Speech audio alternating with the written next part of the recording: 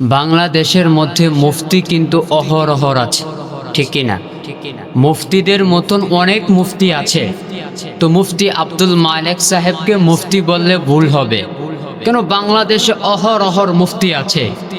মুফতি আব্দুল মালেক সাহেবকে মুফতি বললে ভুল হবে, তাকে বলতে হবে ফকিহ আব্দুল মালেক হাফিজাহুল্লাহ।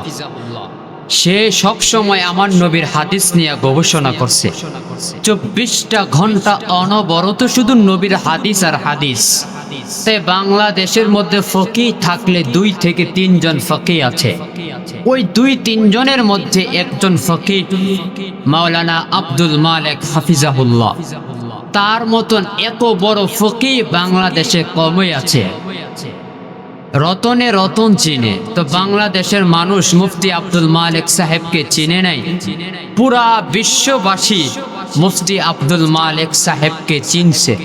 তার একটা কিতাব আছে আল মাদখুল ইলা উলুমিল হাদিস শরীফ। এই বইটা মিশরের মধ্যে সবচাইতে বেশি প্রসিদ্ধ। বলে কেন প্রসিদ্ধ? বলে এটার মধ্যে শুধু হাদিস আর হাদিস, হাদিস আর হাদিস। বলে হাদিস নিয়ে গবেষণা করছে মুফতি আব্দুল মালেক হাফিজাহুল্লাহ। আরে মিয়া, তুমি তো মুফতি আব্দুল মালেক সাহেবকে চেনো নাই। যখন ঢাকার মধ্যে একটা বিশাল বড় সম্মেলন হয়, ওই সম্মেলনের মধ্যে ফকিহ আব্দুল মালেক হাফিজাহুল্লাহ সেও ছিলেন। যখন সম্মেলন শেষ হয়ে গেল, তো সেই জায়গার লোক তাকে ডাকতে বলে, হযরত আপনাকে কিছু টাকা দিয়ে দিলাম, এই খামের মধ্যে কিছু টাকা আছে। বলে এই টাকা দিয়ে আমি কি করব? বলে হযরত আপনি এই টাকাটা হলো আপনার গাড়ি ভাড়া। আপনি এখান থেকে বাইতুল মুকাররমে যাবেন, এটা আপনার গাড়ি ভাড়া, এটাকে আপনাকে দেওয়া হলো হাদিয়া স্বরূপ। ফকিহ আব্দুল মালেক হাফিজাহুল্লাহ, আল্লাহু আকবার। তিনি কত বড় ফকিহ ছিলেন। তার মধ্যে কোনো একমাত্র দুনিয়ার কোনো চিন্তা নাই, তার মধ্যে শুধু আল্লাহ, আল্লাহর চিন্তা। এজন্যই তো আল্লাহ তাকে আর মানুষের সামনে উন্মোচন করে দিয়েছে। যখন তিনি ওই সম্মেলন শেষ করে বাইতুল মুকাররমের দিকে রওনা দিলেন, তো রাস্তার মধ্যে একটা ভ্যান গাড়ি পাইলেন।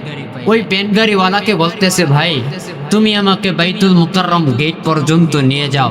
যখন তাকে বাইতুল মুকাররম গেট পর্যন্ত নিয়ে গেলেন, নিয়ে যাওয়ার পর ফকিহ আব্দুল মালেক হাফিজাহুল্লাহ তিনি যে তাকে যে খামটা দিয়েছিলেন, সে খামটা বের করে বলে যে এই হলো তোমার ভাড়া। তো ওই ভ্যানওয়ালা যখন তিনি টাকা পাইলেন, টাকা পেয়ে দেখে ওই খামটা একটু মোটা মোটা দেখা যায়। তো ভ্যানওয়ালা কিছু বলে নাই।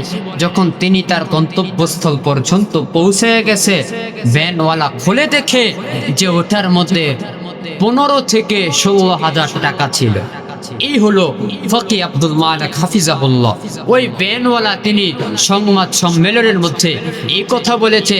আর মুফতি আব্দুল মালেক হাফিজাহুল্লাহকে যখন এই প্রশ্ন করা হলো, ফকিহ আব্দুল মালেক হাফিজাহুল্লাহ তিনি ডাকতে বলে, ভাই সে তো আমাকে গাড়ি ভাবত ওই টাকাগুলো দিয়েছিল। আমি তো ধারণা করি নাই যে সে আমাকে 16 এবং 15,000 টাকা দেবে। আমি ধারণা করেছি সে আমাকে 500 থেকে 600 টাকা দেবে। এই জন্য আমি দুনিয়ার মানুষকে বলতে চাই, ভাই আপনি দুনিয়ার চিন্তা ছেড়ে দেন, আপনি আল্লাহকে নিয়ে চিন্তা করেন, আপনি নবীকে নিয়ে চিন্তা করেন।